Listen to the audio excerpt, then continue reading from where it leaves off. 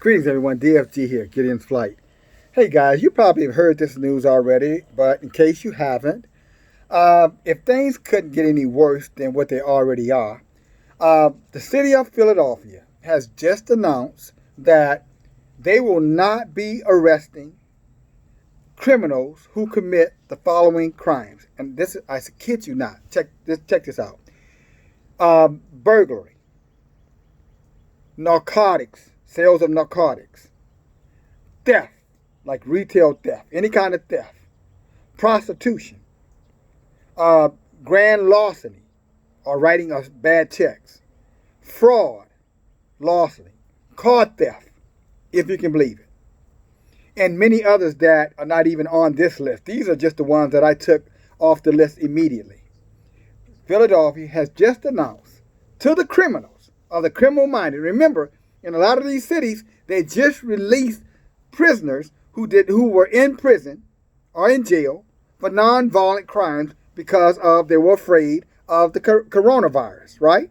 So you release all those prisoners from the jails, and then after you release these prisoners from the jails, you make a national announcement that, again, if the police are called, they will, if they do come out, and that's a big if they respond, they will not arrest anyone who burglarized your home, burglarized your car, burglarized your place of business, selling of drugs or narcotics, theft of any kind, including retail theft. So you guys who are working in retail, if someone comes in your retail establishment, that if it's still open and they're stealing, the police, if they respond, will not arrest them or take them to jail. Prostitution. So any man or woman who wants to go out and sell their bodies, they can do it without any fear of going to jail. Stealing and writing bad checks. So if someone steals your checkbook and write bad checks and it's found out, they won't go to jail. Fraud of any kind, stealing of vehicles of any kind, etc. Now you tell me, guys, this doesn't sound like something from a Purge movie. You remember the Purge movies where they just allowed, the people to do anything they wanted to do, get any kind of vengeance on anybody? Doesn't it sound like the apocalypse? Does this not sound like the apocalypse? I want to talk, but think about it. You got a national famine. National disease, all over virus, all over the planet. You got a banking system that's pretty much crashed. The monetary system is almost wiped out. Any money you would have made over the last 3 or 4 years, it is gone. You've got now criminals being released from jail. And you're being told to stay in your homes, don't come out in the streets. But if you do come out in the streets, you're at risk. And if you're at home. And remember I talked about this last night, ladies? For some of you who may have heard what I said and say, I don't know. Well, what do you think about this? What do you think about what I just said? So now someone can come in your home if you don't have a way to protect yourself.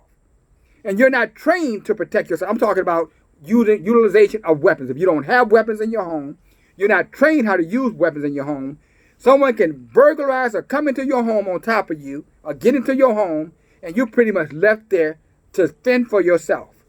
And I think you and I know if you cannot defend yourself, or if you don't have someone in your home with you who can defend you, you already know how this is going to end. And they're telling you, call 911 all you want, nobody's going to come. At least that's what's going on in Philadelphia. And Philadelphia is a major, urban city.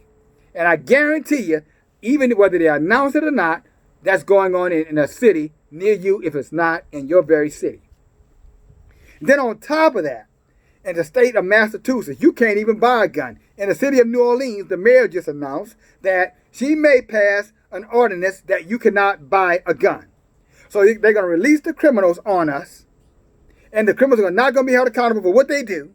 And if you haven't bought protection, or you don't have protection, there's nothing you can do to defend yourself, your children, your loved ones, or your property. That doesn't sound like the apocalypse to you?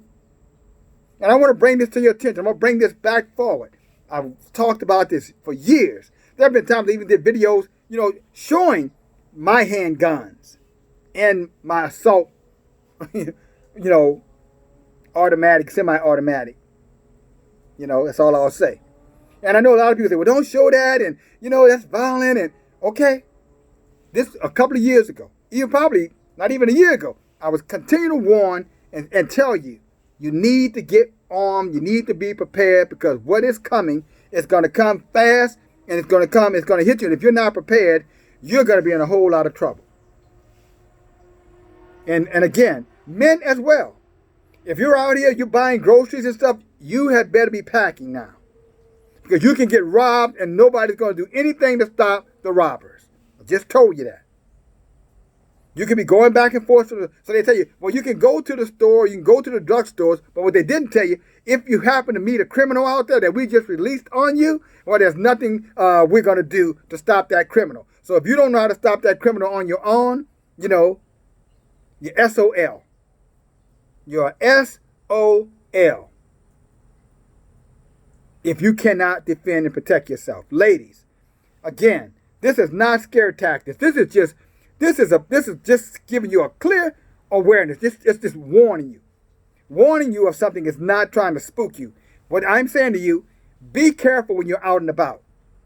Some of you guys who, you know, if you're working in retail establishment, they got you going to work before the sun comes up or keeping you after the sun. I would strongly advise that you tell them to change your hours or you're not coming back.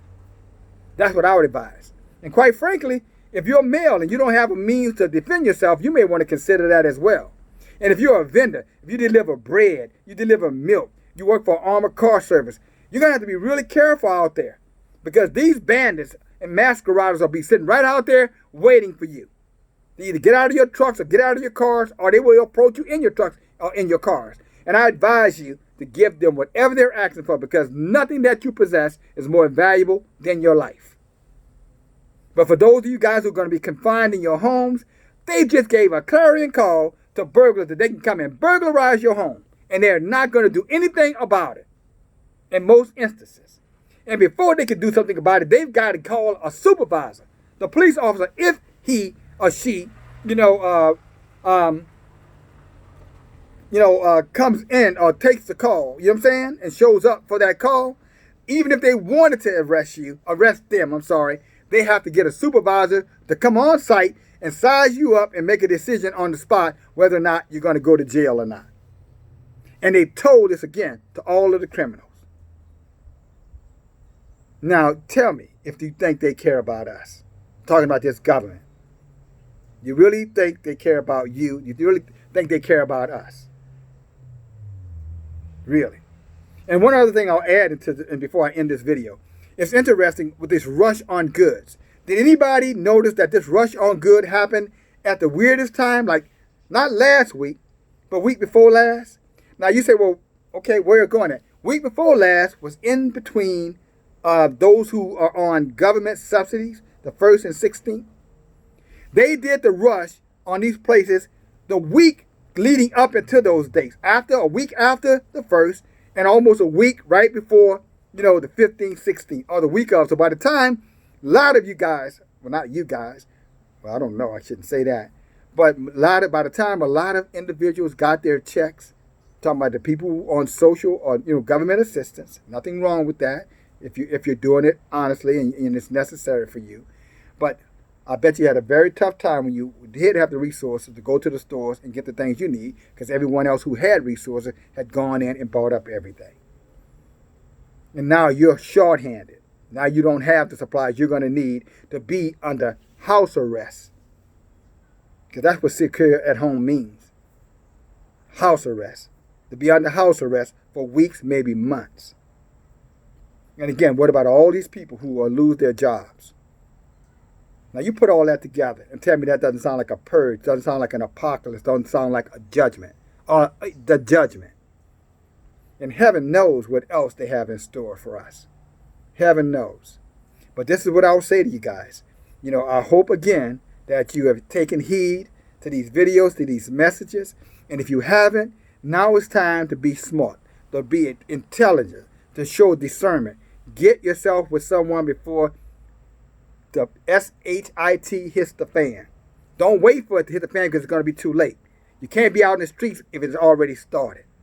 If a purge sort of event happens. You can't be out in the street. You can't go to my brother's house or to my uncle's house or to, someone that that has the means to be able to defend or protect you. You got to be doing that already if you haven't already prepared. You need to make those phone calls right now. And don't wait and say, well, I'm going to call you if something happens. No, it's too late then. I'm talking about if you haven't prepared.